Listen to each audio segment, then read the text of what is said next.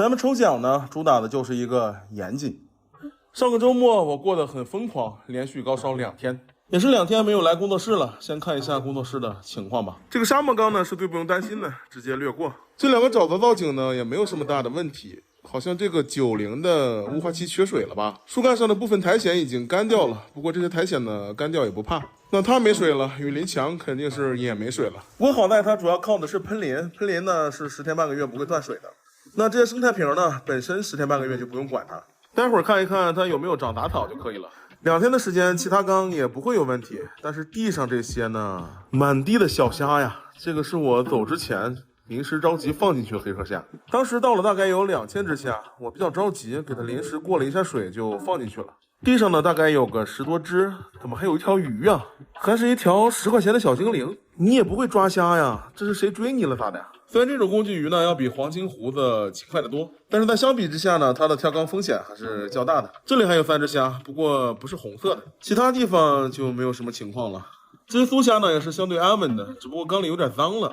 我还正打算给它重新开一个缸呢。关门之前我就发现这缸里的小丑鱼少了1只，我没有太注意，现在找呢也没找到，缸里没有，地上也没有，反正就是没了。可惜啊，我养了3年。主要的原因呢，就是我把其他缸的鱼合并了一下，密度过大，它们开始打架。本来缸里的6条鱼呢相处得很和谐，可是我加了2只之后呢，就一直在打架。之前称王称霸的透红小丑被打得不行，被我分离出来了。现在他自己住咱家，过得可舒服了。但是万万没想到会牺牲另一条小丑。找了一圈也没找到，那当务之急呢，肯定是要先躺会儿了。刚买的躺椅，我还没躺呢，就中招了。烧得迷迷糊糊的时候呢，我还在想象着躺在躺椅上摇呢。现在终于是能摇上了，先摇2下过过瘾吧。瘾过完了，起来干活，先把该加的水都加满。这个90缸的雾化呢，其实是可以3天加一次的，甚至是4天5天。但是我走的时候忘记调了呀，没办法。烧成那样也想不起来要调这些东西啊。这些小海缸我没有安排补水，也是因为它们小，蒸发量也少。平时隔个1-2天呢，会给它补一点水。这2天不在呢，蒸发的稍微有点多。补的时候呢，也是一定要慢慢加，倒的过快呢，会刺激到珊瑚。鱼的话没什么大影响。桌子上的这颗阿根廷皇冠呢，大概也得有个1周没有补水了吧。换水是不可能给它换水的，只是给它补水。它开的这些花呢，我也没有剪，让它再长一长，长成小苗送给大家。因为2天没有开门通风，这些大缸的蒸发量呢，基本是看不出来的，多少补点就行。与之相反的呢，就是雨林墙下的这口缸了，因为没有自动排水，需要每隔个2-3天就要往外放一点水。因为到了夏天呢，喷淋量会调得比较大，所以下面的积水呢会比较多。